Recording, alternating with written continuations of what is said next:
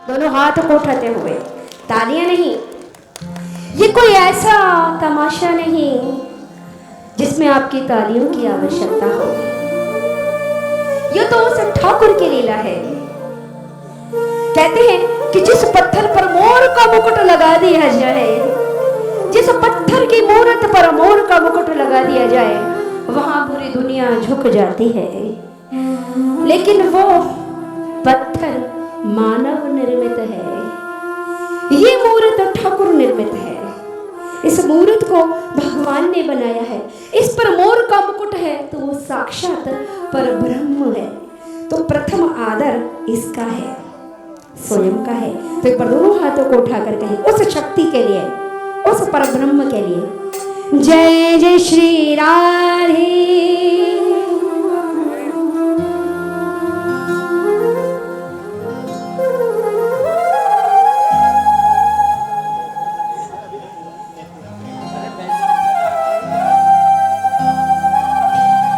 कहते हैं कि भगवान कृष्ण के शीश पर मोर के मुकुट को देख करके राधा रानी मन में सोचती हैं कि इस संसार में तो अनेक पक्षी हैं, फिर भी मोर में ऐसा क्या है कि भगवान कृष्ण उसी के पंख को शीश पर धारण करते हैं।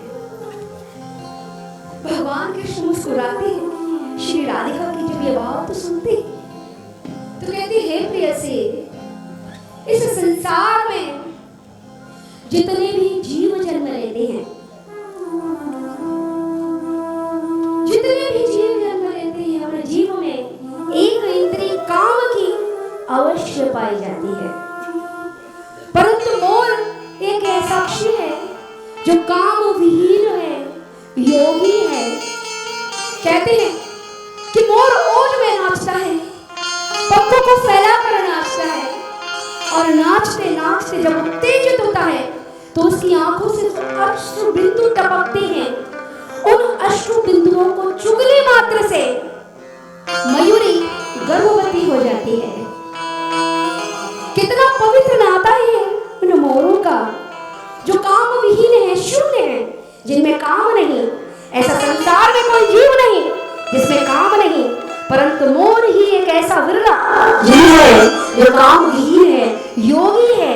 इसीलिए मैं कृष्ण इस योगी मोर के पंख को शीश पर लगाकर योगेश्वर कृष्ण कहलाता हूं। आज ये बात राधा रानी मन में विचार करती हैं तो प्रण करती हैं, आज जो भोजन पाऊं तो मयूरों का नृत्य देखो, उसके बाद ही आज बरसाने में चली जाती है जहां मोर कुटी है।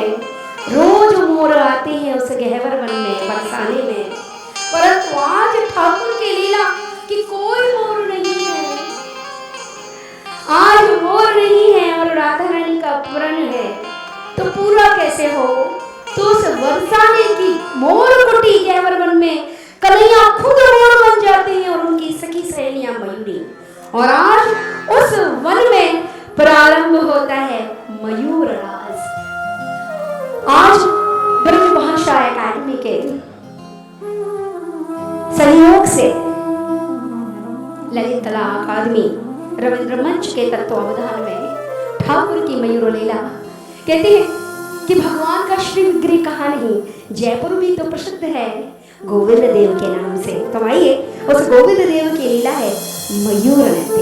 आइए भाव के साथ जय जय श्री राधे। दोनों हाथों को उठाते हुए वही उठाइएगा जिसको ये हाथ उस शक्तिमान ने दिए हो, जिसने खुद लगाए हो वो ना उठाना, जिसको भगवान ने दिए हो वही उठाइएगा। बोलो कन्हैया लाल की। तो आइए बड़े भाव के साथ प्रस्तुत करते हैं मयूर रास। एक देना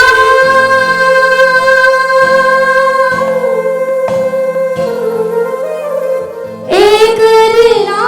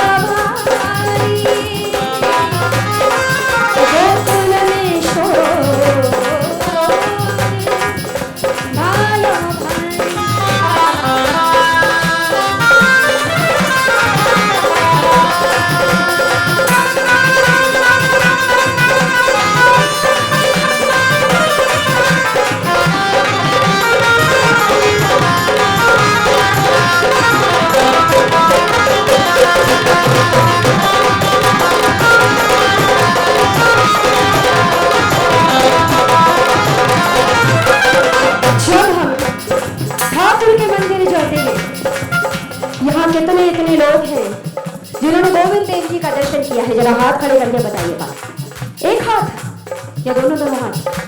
जिन्होंने आगे बैठे थे जिन्होंने एक ही नहीं, गोविंद देव जी का जिन्होंने दर्शन किया हो वो दोनों हाथों को खड़े करके बताइए।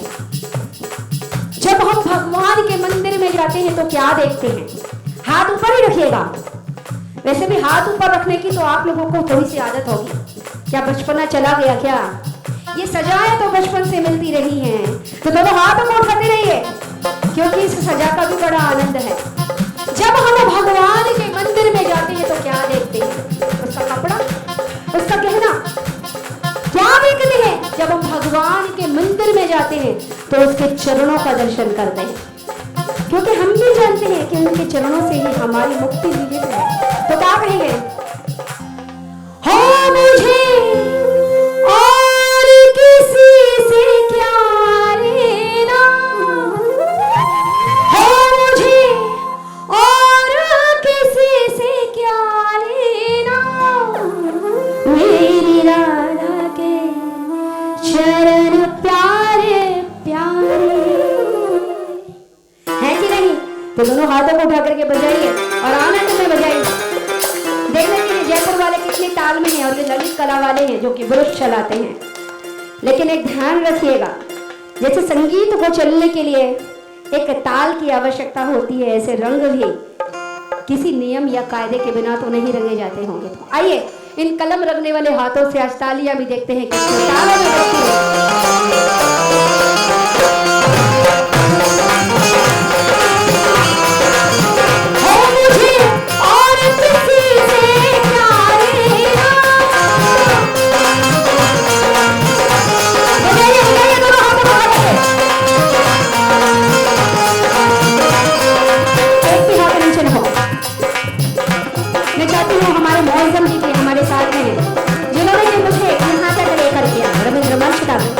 आप लोगों के बीच में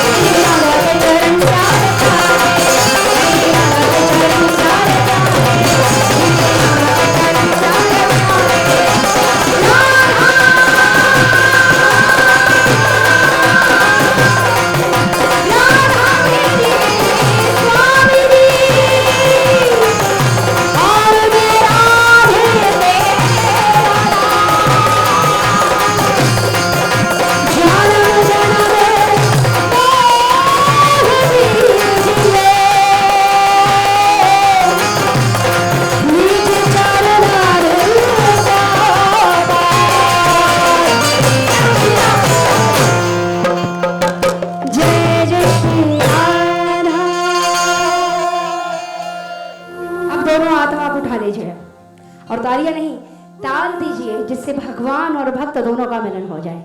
और क्या कहेंगे? आज बेराज में होरी रसिया, आज बेराज में। जब मैंने कहा कि होली या भगवान कृष्ण का विवाह, तो आपने कहा होली। होली के बाद कुछ नहीं होता, क्योंकि जहां भगवान के रंग में संग रंग गए तो फिर वो रंग कृष्ण का हो जाता है, कोई दूसरा नहीं। और क्या कहेंगे?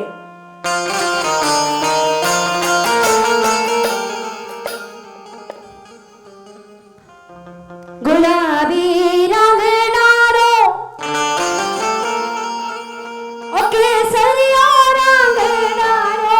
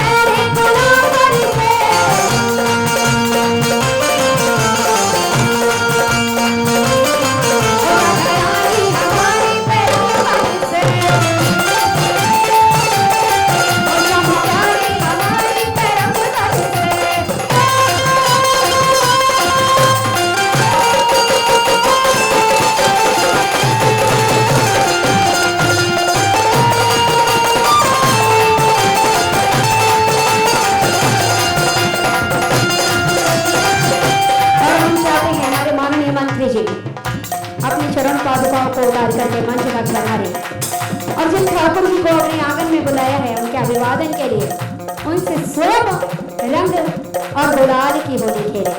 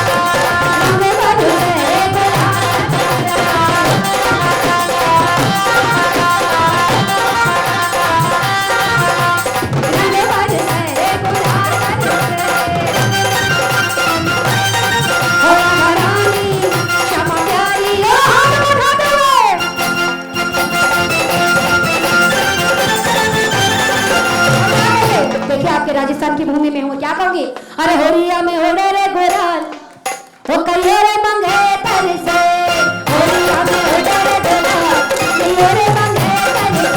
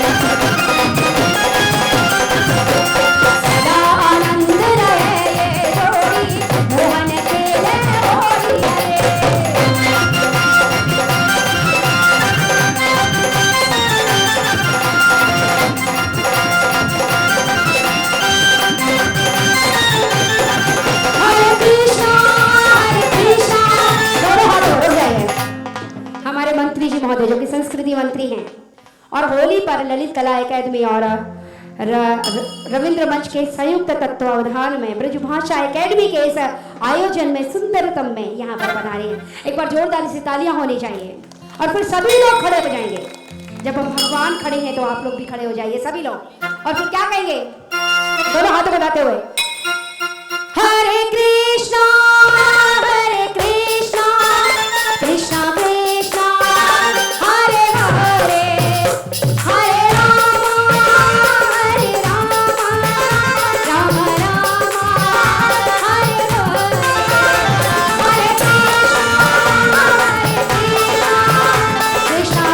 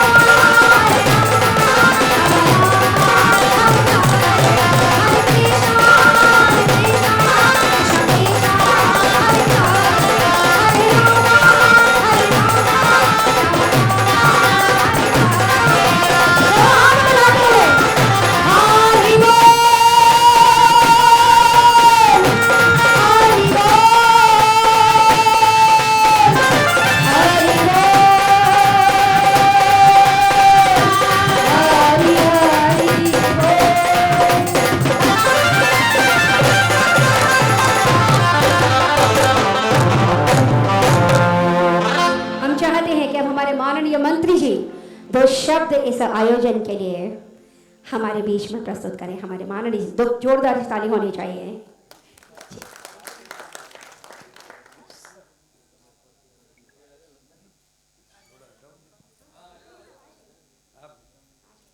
सम्मानित मंच और सम्मानित प्रांगण, बैठ जाइए आप सब। ललित कला अकादमी और ब्रज भाषा अकादमी के माध्यम से आज ब्रज की होली का जो कार्यक्रम रखा गया, बहुत ही अनूठा कार्यक्रम है।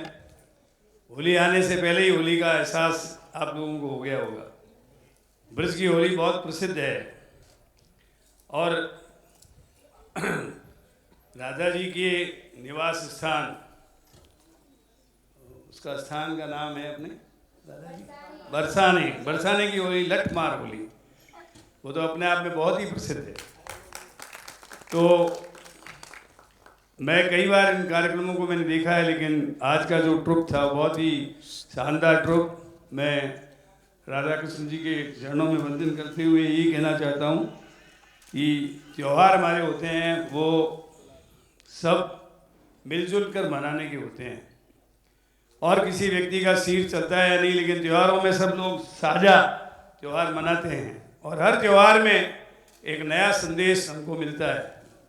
होली का त्यौहार रंगों का त्यौहार है और इस त्यौहार में आप देखते हैं होली खेलने के बाद अगले दिन रामा सामा का प्रोग्राम होता है। यानी साल भर में यदि आपने कोई गलती कर ली है तो उस गलती की क्षमा मांग लेते हैं, एक दूसरे से रामा सामा कर लेते हैं।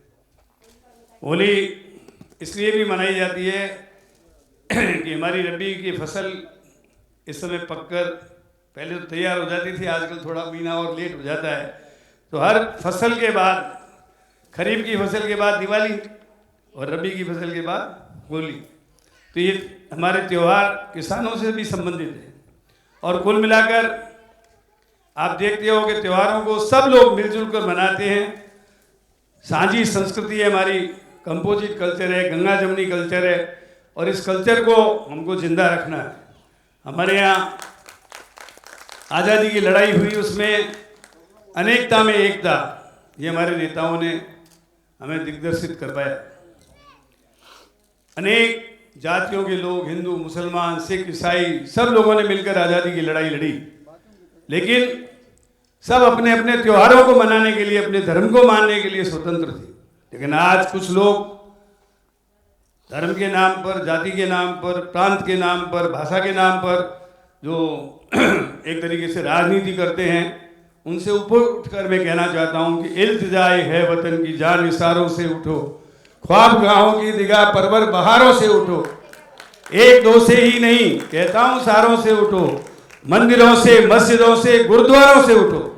मंदिर, मस्जिद, गुरुद्वारे हमारी पूजा, इबादत और आस्था के प्रतीक है। हम सबको सजदा करते हैं, लेकिन हमको अपनी देश की एकता के लिए, देश की अखंडता के लिए, जिस तरीके से भगवान कृष्ण ने कहा था, सर्वधर्मान परित्यज्य मामेकम शरणं व्रज अहम त्वां सर्व पापेभ्यो मोक्षयिष्यामि मा शुचः। तुम सब धर्मों को छोड़कर मेरी शरण में आ जाओ। तो हम सब भारत माता की शरण में चले जाएं और अपने अपने धर्म को मानते हुए, अपनी अपनी आस्था को मानते हुए भारत माता के लिए और देश के लिए एक होकर काम करें। यही मैं समझता हूँ हमारे त्यौहार का संदेश है। मैं पुनश्च राधा कृष्ण, जो एक तरीके से हमारे कृष्णम वंदे जगत गुरु, कृष्ण भगवान को जगत गुरु कहा गया है, तो हम उन दोनों के चरणों में वंदन करते हैं और सभी कलाकारों का मैं अपनी ओर से, राजस्थान सरकार की तरफ से, दोनों अकेडमियों की तरफ से हार्दिक स्वागत और अभिनंदन करता हूं और उम्मीद करता हूं कि इसी प्रकार आप राधा जी और कृष्ण जी की प्रेममयी बरसात, आनंदमयी बरसात होली के अवसर पर सब पर बरसाते रहें। इन्हीं शब्दों के साथ आप सबका बहुत बहुत धन्यवाद। मैं रजनीश जी का और जयदी साहब का, मौजूम भाई का, सभी का धन्यवाद करता हूं कि उन्होंने आज के अवसर पर आप लोगों के बीच में आने का मौका दिया। मैं असेंबली छोड़कर आपके बीच में आया हूं कि आपने सब लोगों ने कहा कि एक बार आप कुछ समय के लिए आओ, लेकिन ज़रूर आओ, तो मैं आया हूं। पुनः आप सबका अभिनंदन करता हूं। धन्यवाद।